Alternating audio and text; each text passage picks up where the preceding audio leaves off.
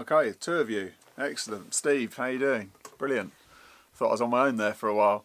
Aaron, good to see you. Antonio, yep, good. You people coming on. Hiya. Hi Ben. Any? Do you want to fire off any questions, guys? How did you get on with the EQing week? With me showing you the mastering in week 7 was fantastic.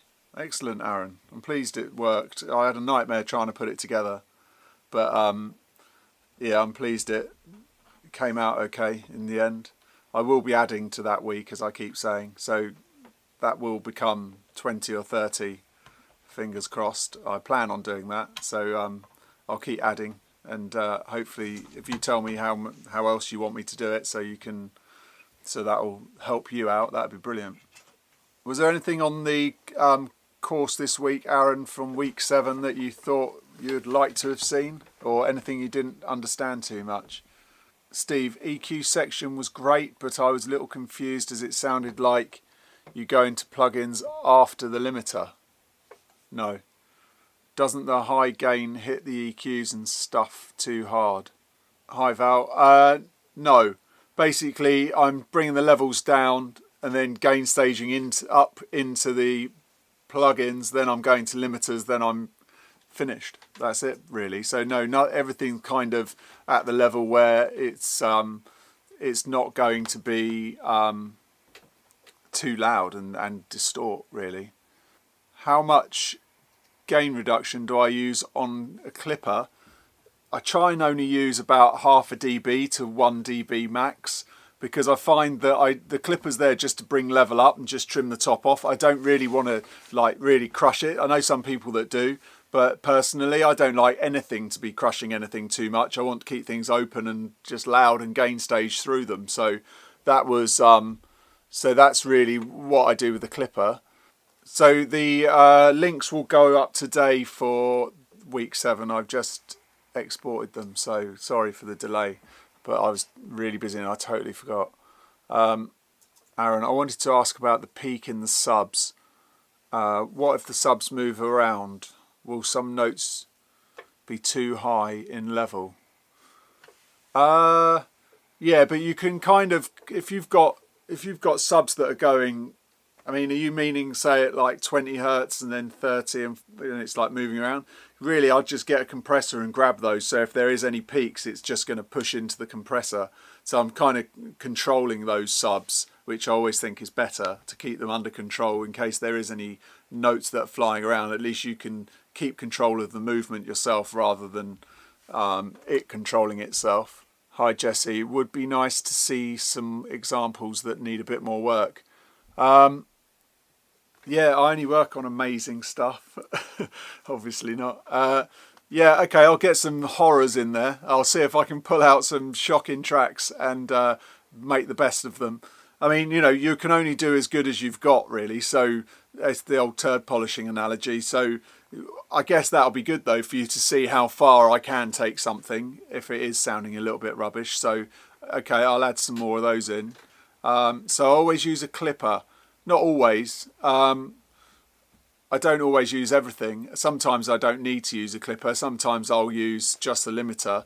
It depends on what I'm trying to achieve, really, with the sound. I mean, yeah, a lot of the time, but sometimes I might use a limiter, another different type of limiter instead of the clipper, just to use that as a sound, just to bring the gain up. Really, at that stage where I'm using clippers and limiters, it's really just to gain stage through those to get some more level after I've been through either my plugins or my my outboard. So it's not necessarily a golden rule to always use a clipper. And if I'm totally honest, I only started using a clipper about a year ago. That particular clipper anyway, but before that I'd be using limiters and things to bring the level up. I kind of see them as doing the same thing, apart from that you're pushing more, you're harder into the compressors. Aaron, we could do more with bass music master, I think. I don't understand what you mean. Explain yourself a bit more. Ian, I have a few dirty mixes. Yeah, send them over, Ian. I'll have a go at them. a few pop things too. Okay, yeah, fine. Drum and bass and dubstep, yeah, fine. I've done loads and loads of dubstep and drum and bass in my time, loads and loads of it. So I can, that's an easy one for me to be able to master. Cream EQ or UAD Pultec on master bus, or maybe both. I don't know. They're different beasts, really, aren't they? That Pultec UAD Legacy one has just got a sound to it when you plug it in and just go through it. You don't even need to add level. I quite like the Cream. I love the top end on the Cream. That's the main thing I use it for, I think.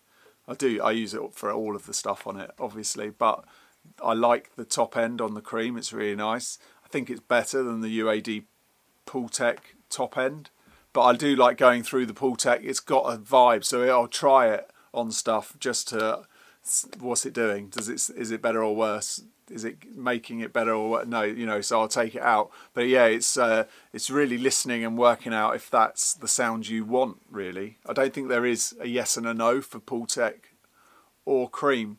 I mean, are you asking that because you've just bought the Cream and you're wondering whether to keep it? Is that why you're asking me that question?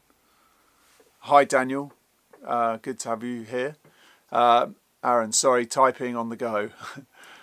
Yeah, Dubset, I've answered that. Jesse, it's got a 1.4 dB boost on the Pultec. That doesn't surprise me. And a cut to 18K from oversampling. Yeah, I think that's what I'm liking about it, because it adds just that little bit of sound, and it's adding a dB. So yeah, I'm going to like it. So it's kind of that's kind of, you know, I like that because it's part of the gain staging. So even if it is adding, and it's like, okay, fine, it's just another dB that I'm gaining, and I like the sound. So it doesn't bother me that that's what it's doing. If that's what they are doing with it, if it works and it's got a vibe, then great. Hi Wufu. Ben, do you use the legacy version? Yes, though preference rather than the latest version. The new one has transformer modelling. Oh, okay, I'll listen to it again. I mean, I just know the legacy one, so I've got into it, but I've got the other one, so I'll listen to it again and fanny around with it. But it's one of those things where I just sort of have it in or out, really. I'm not that. The top end on it's okay, but I've got other EQs that I'll put that kind of top on. Especially the Cream, I'll use that more than anything for top end. Or I really like the Manly massive passive EQ in there. It does sound really analog, that EQ, which, you know, surprises me, because I was always totally against plugins, but because of that depth thing. But I think that's got it. It sounds pretty good to me. I don't know what you guys think about that. Sounds awesome in the mids. The new one, Mark II, has a lot more colour. Okay. Steve, I use the Waves Pultec, but I don't like it much. I've never tried the Waves one, no. Although a lot of people say the Waves stuff's really good. The only thing I use of Waves is the L2, and I've you know, you've got to remember, I'm not a big plug-in man. I'm not that into them. They're all right, but I like hardware. I like certain things for plugins, but I'm not searching out plugins every day, because I don't want to. I don't want to have loads and loads of stuff, because I know what I'm like and I'll use it. So I'd rather not. I'd rather just try something, keep it in the rack or in the plugin folder for ages, and use it and use it and use it to really get used to it. And then if I like it, it goes on, and if I don't like it, it doesn't. So, so what's up on your end, Antonio? Anything exciting coming up? Any decisions on the key threes? Any struggles you're going through? Can we help you with anything? Not particularly. I've got loads of stuff in to listen. I've got stuff in to listen to, and that's kind of taking up a lot of time, which is good. But it's finding the time to do it, because obviously I'm doing this. There's a load of other things I'm up to, and so listening to people's equipment and then reviewing it is another thing. And I've decided I'm only reviewing things now that I like. So anything that you see me review, it's because I like it. because I don't see the point of me reviewing it and giving someone a bad review, really, because I don't think they get anything out of it, and I don't think I get anything out of it. So it's kind of, I'm just listening to stuff, but maybe not reviewing it. I've got this, the Teglia connector thing. Has anyone seen that Teglia connector? I'm checking that out, where just as a switcher box. It's quite interesting. It's quite an interesting concept. So I'm seeing how that works. But it's got D connectors on the back, which I'm never happy about because I can't use my cables. And as you know from the course, it changes the sound for me. And I've spent a lot of time and effort listening to different cables, and so to use their cables is a bit annoying. But you can, I could solder my own, but I'm not going to just for a demo. But yeah, so I'm listening to all that sort of stuff. Aaron, the clip apart was a game changer. Oh, good. How often do you use linear phase EQ? I tend to use the what am I trying to say? The fab filter in linear phase, because it sounds alright. It just cleans it up. It just sounds a little bit cleaner. So I quite like that. Like I say, I put things in and out and see if how does it sound with that in, how does it sound without it in, and then make that decision as quick as I can.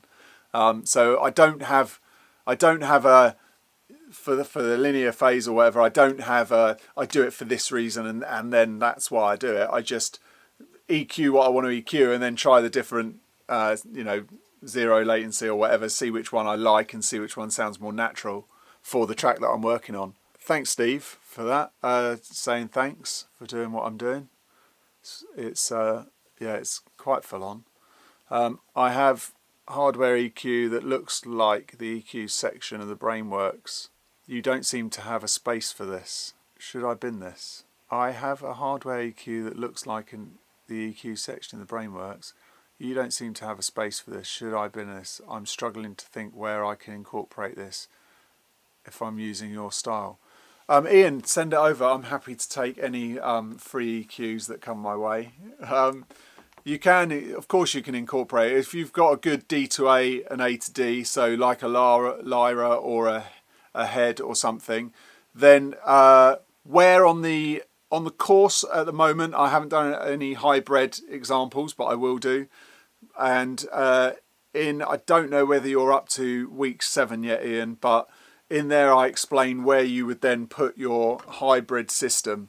You would basically just come, instead of going into your EQ, the plugin section, you would put it in between before there. So yeah, there's no reason why you can't use hardware. I use hardware. There's no difference in whether you're using hardware or software, really. It's what's right for the track. And so I don't think you need to think, well, I'm a hybrid guy, or I'm a software guy, or I'm an all analog guy. I don't think that really matters now these days. I think you just need to get the result for somebody and get it sounding the way you want it to sound. I use the plugin. Sometimes I'm in the box, sometimes I'm out the box, sometimes I'm half and half. So I think people over the years have been hung up with that, and I don't think there's any need for that anymore.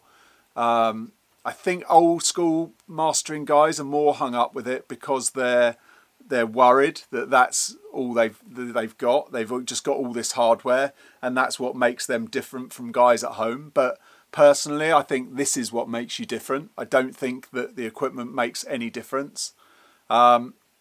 I think you can get results with different types of hardware, and so yeah, if you've got certain pieces, then yeah, that might give you an advantage.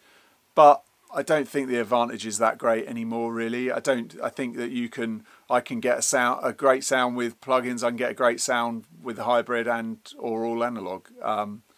And I only buy hardware that I want to keep. I don't buy hardware for the sake of buying it. I buy it because I want to keep it and have it, and I know I'm going to use it all the time. Because as I keep saying, I don't want plugins in my system, and I don't want hardware that I'm going to be tempted to use, because I'm going to try and I've done it before, and if you look at my old Metropolis videos, as I think I've said, I had every bit of equipment you could possibly want for mastering at one point, and I ended up using all of it all the time, and it was just a nightmare, because firstly for recall, but secondly because there was no need to use every single piece of equipment on every single track. You start with a clean slate and then just use what you need for the thing that you want to do. That's kind of it. I don't know where that came from. Oh yeah, you were sending me a hardware EQ. Sorry, Frank. What settings so you use for resampling in RX?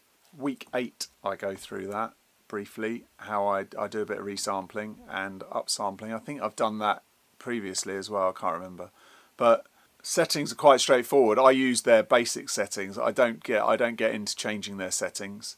It sounds really good with their basic settings.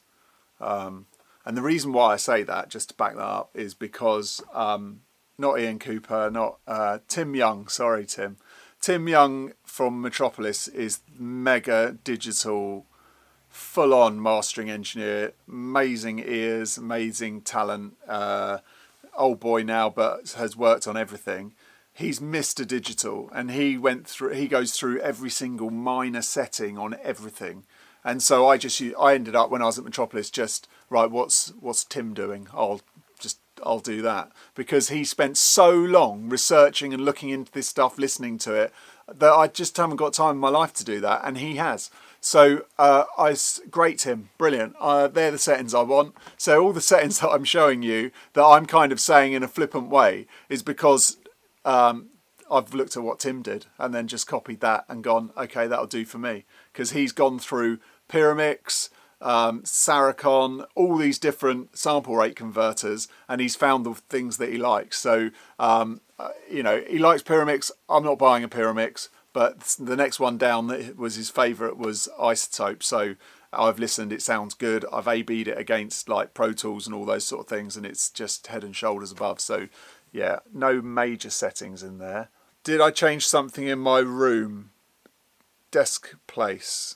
No. Did I change something in my room? No, I might have moved the camera.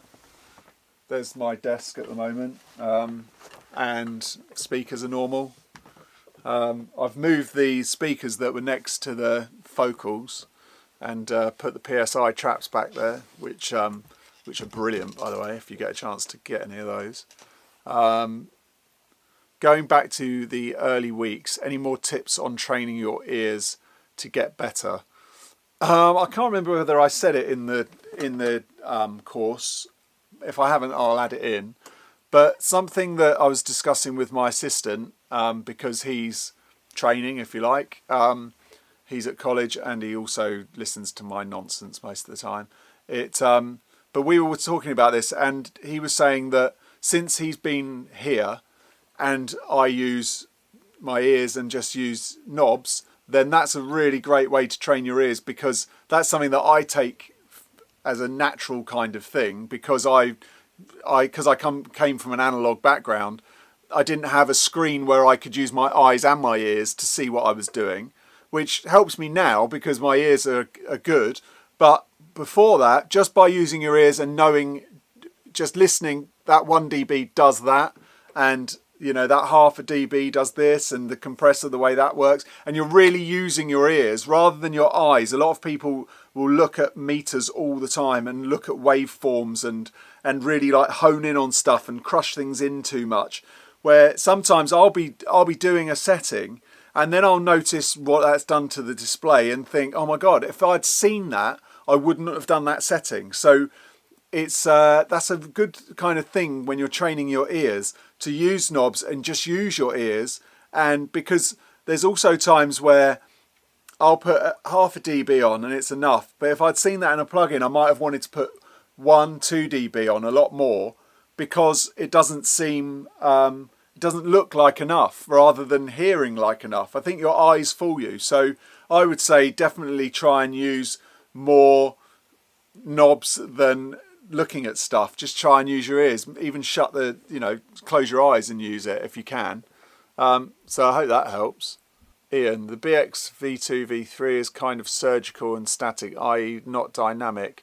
Your EQ philosophy seems more about dynamics and certain tones out of EQs. Yeah, I don't see you using static surgical. Yeah, I do, but I just haven't on those tracks. So that I will do. I'll show you some, because obviously I come from that world of GML 9.5s and Massalex and all that kind of stuff, which are, I guess, similar to the EQ you're talking about. So yeah, surgical stuff.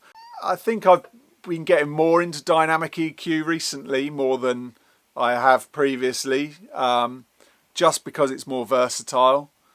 And I think that I'm not putting it on other things that are in the track. I'm just putting it on the things that it's affecting at the time. So that's why I use it a lot more now. But I still definitely use slices, or just use air, or just little nudges up in like 2K. I've been doing that recently. I mean, I've got this Vice EQ that I use that for, and I use that quite a lot in that way. So I'll add some more of that in so you can see. So I'd keep it if I was you, definitely. You can use it. The reason I like to use that kind of thing is maybe as a first EQ rather than an EQ further down the line. Because the first EQ, it's quite good to, I like having a backs on there to kind of like do the balance, and then go in a bit more surgical with just a straightforward normal parametric EQ, and then go in with maybe some compressors and dynamic stuff if I need to. So that's really where I'd have it in the chain, if that helps you. Any way to recreate the backs high cut with a Pro Q or anything else, as I don't have the backs EQ. The high cut in the Manly is quite nice. Try that, but you want it in the. This power's going low, Matt. I've used the high cut in. I've used the high cut in the Pro Q, and I just play with it until I hear it work how I want. I don't ever want it really cut off. I want it kind of rolling, nice and slowly. So I'd try that. Should we try dynamic EQs for cuts over fixed EQs, or the other way around? Do you always go for 160 Hertz? No, the only reason, so the only reason to go for 160, 170 is if it's muddy. So if the track's sounding muddy, you can get a bit of separation at 160, 170. But then sometimes I have to add above that, because it can take away a bit from the lower end of vocals or snares and things that are sort of in the low mid area. So really, that's a dynamic EQ in that area is quite good, because it's only going to come in when there's a lot of bass stuff happening. So and it's not going to take away from a lot of the vocal. It's moving a bit, so that can work. But you can definitely use fixed EQs if it's all the way through the track, and if it's like one of those noise. Just got a noise that you don't like. Say, I don't know, say you've got something going on at 40 Hertz, like just some heavy bass stuff. Sometimes just notch out 1 dB at 40 Hertz suddenly sorts out the rest of the track. I think you should try dynamic EQs, definitely, but not over fixed EQs. There's no rule, there's no golden rule. Each thing has its place, and you need to try each thing to then see which one works for the thing you're trying to cure or the thing you're trying to enhance. Do I start session with a limiter? Do I start with a limiter? Well, start listening, and then I get everything up to level. Are you on week? What week are you on? I don't think you're on week 7 yet, are you? So, any more questions on the course at all, or any more standard questions? I have the backs and the head quantum and the teglia. Good stuff. So I'd put the backs first and the teglia after that. Yeah, I use the 3 dB view on the EQ. Yeah, you have to really, because otherwise it's mental the amount of EQ you put on. Okay, when you're adjusting pre-master volume, you aim to get -8 RMS feeding the analog output. When you're adjusting the pre-master volume, you aim to get -8 RMS. No, I aim to get -16 feeding the analog output. However, if the track is already squashed, you can still get -8 by reducing the gain of the waveform. Yeah. Is it just your ears you go by to determine if the incoming pre-master track is too squashed already, or do you use some LUFS or crest factor to inspect the incoming pre-master track? I usually feed my chain about -16 RMS, and I use a Klangheim meter for that. And but a lot of the times, if I'm going into my analog chain, I can usually see from the equipment what level it's going in at, because the equipment will start, the EQs and stuff will start kicking in the compressor levels, so I can see, okay, that's obviously too loud, and I can see from the waveform it's really loud, so I'll adjust the gain for that there. Or, you know, before when I had a desk, I would adjust the gain on the input to do the same thing. But usually on the meters, I can put one before it goes out, the D2A, so I can see it's hitting around -16, kind of does the job. Then I can add that level back later, and it gives me enough room to work. I wish I had more questions, but the course is really good. Oh, thanks. So the videos give great information already. Excellent. Nice one. Thank you for that. I just tested the cream, and for me it has sound, expensive, open, amazing bit. Yeah, it does. It sounds really, really posh. That's why I like it. And it's not massive money, is it, for what it is? I mean, it's got a really nice, posh EQ on it.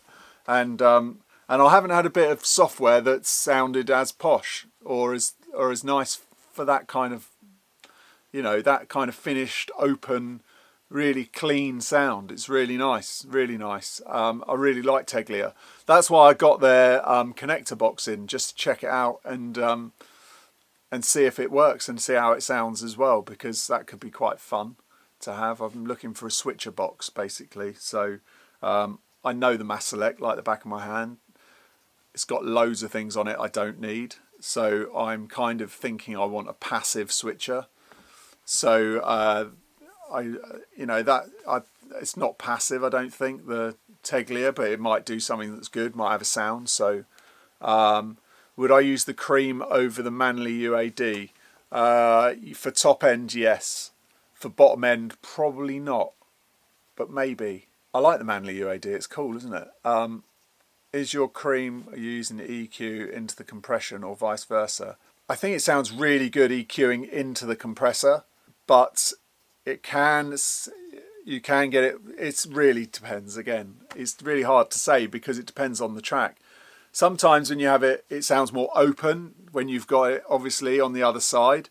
Sometimes I might not have the compressor on at all, and then sometimes the bass sounds really good going into it, so I might crank a little bit of, say, 30 hertz on and then compress it with because obviously at 30 hertz, but it's still going up the curve, and then compress it, not the full track, but 60 cut. I've told them that I want to have, like, for all the guys that are working with the cream, the output gain as well changes the sound. So try that. It sounds brilliant, but the problem is I want to be able to switch that in and out, and I want to be able to switch the compressor in and out without having to turn the knobs. And I've said I just want more bypasses on there, because if I have more bypasses, I can actually hear what the different bits are doing, which would be great. I don't know if they're going to do that, but especially on the output gain does add a sound. So has Pro Tools I/O plugin? You can put hardware like any software plugin in your master chain. Yeah, that's what I do. Sorry, I'm just trying to work out what you mean. But yeah, you can either use software or hardware in the same way, really. You know, there's no rules really to what we're doing here. The only rule is to try and do nothing. So that's really the one thing I want to get across in the course is stop overthinking things, do as little as you can, and do only what you need to do.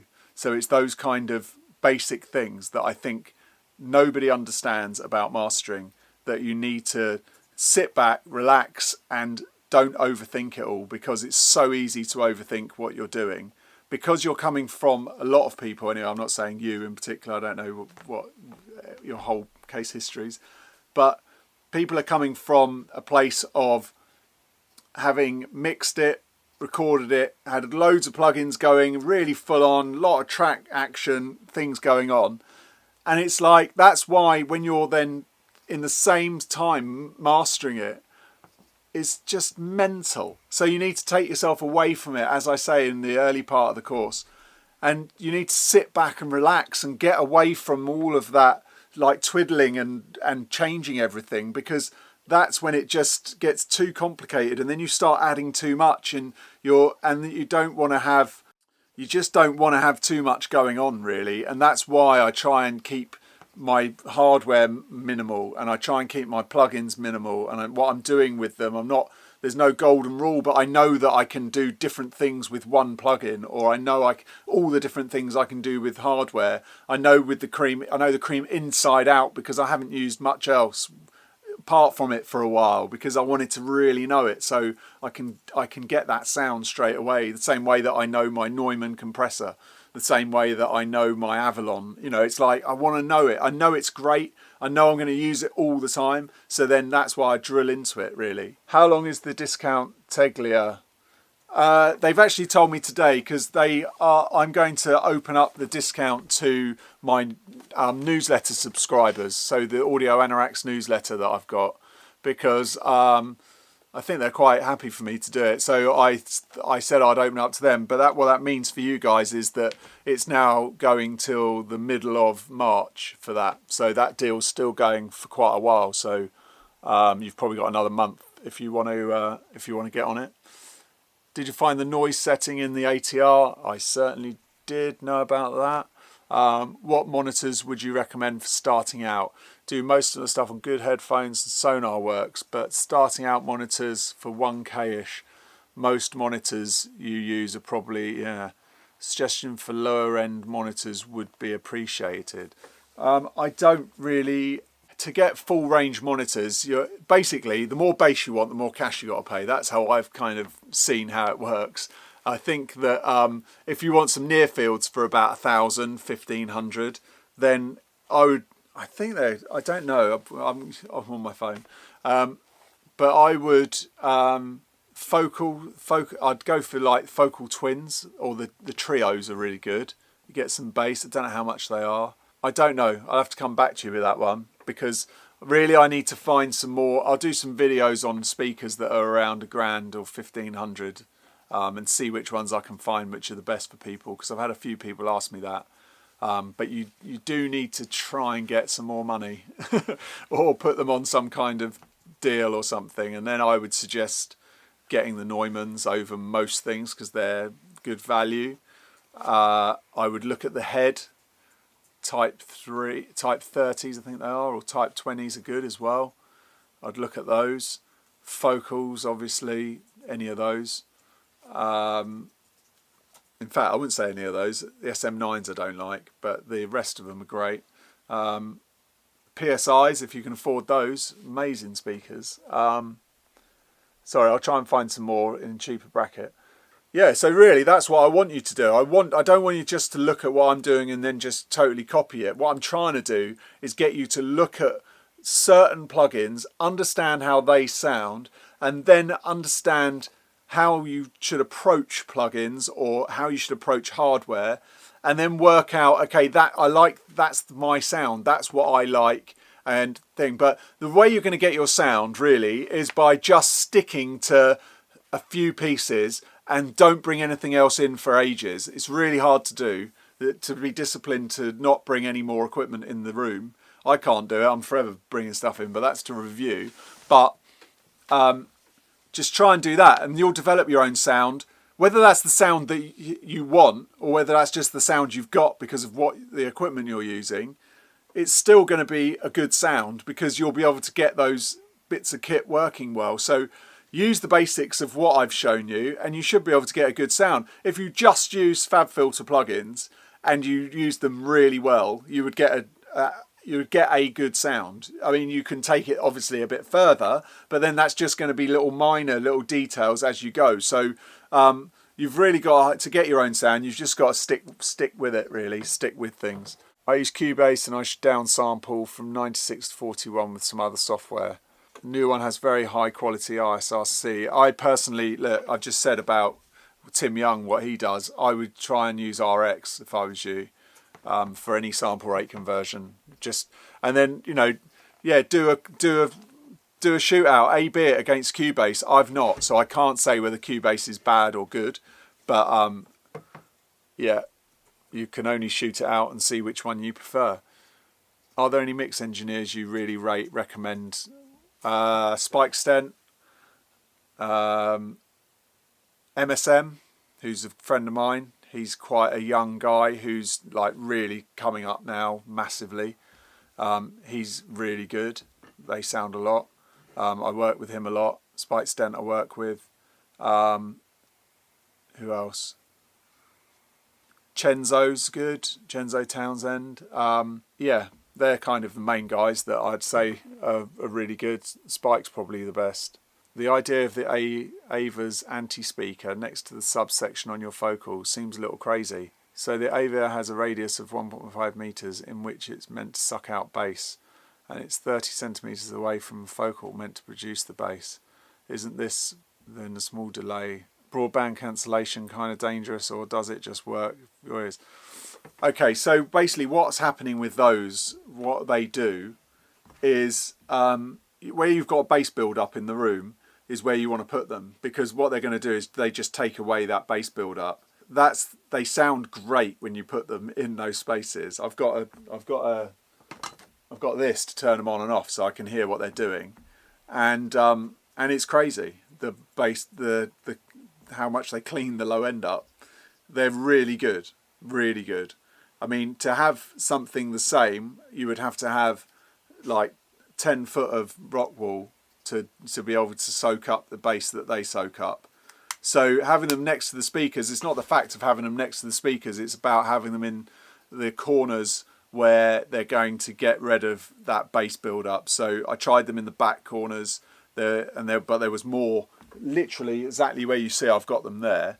That's where the bass was building up when you just put your head down there. So I put them there, and then it cleaned all the low end up. So it was amazing. And you don't really realise until you've got an on-off. And I've told them they don't give this to everyone that gets them.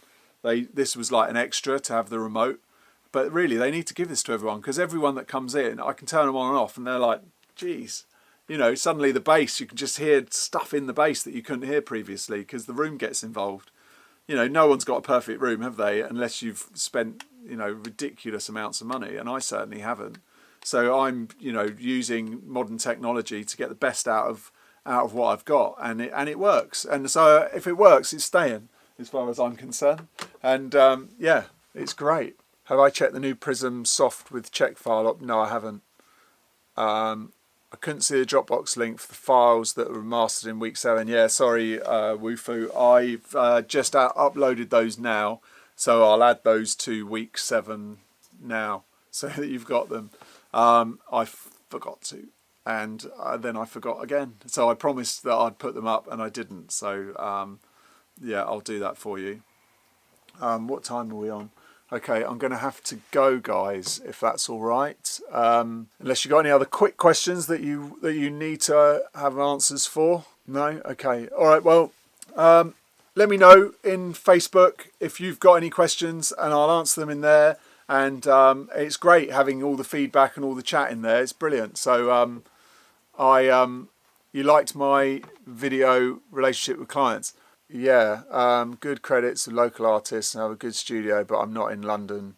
How to get international clients? I've always found that the way it works with that is, and I don't know if this helps you or not, but people in America stay in America to master, and people in the UK want to go to America to master. People in Europe want to come to London to master, or to America. So it kind of works that way around the world. So if you're in Indonesia, you've got less chance of getting work than if you're in New York. I think these days, with social media and things that are happening, I think if you're good enough and the people are aware of you, then you should be able to get some international work. I'd say also something that is important these days is to maybe drill down into a genre so that everybody in that genre knows you and knows you're the guy for that genre. I haven't done that.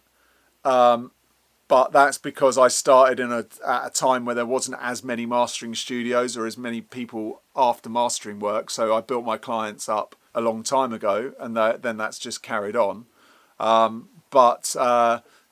would say pick a genre that you like, that you're good at, that you can get a good sound for, and then approach people and ask them if you can master their music, and do it for free. If they're a client that you want, then do it for free, and then from that client you'll get other clients. Just make sure that they credit you, and then PR around that work, and then yeah, it should take you to the level that you want to be at, really, within that genre. And then if you want to move to another genre, then move to another genre. So yeah, I hope that helps. I might do a video on that at some point. All right, nice one, chaps. Or chapesses, not sure. I'll see you next Thursday for some more Q&A, and I'll see you on Facebook for more stuff in there. Thanks for watching. Bye.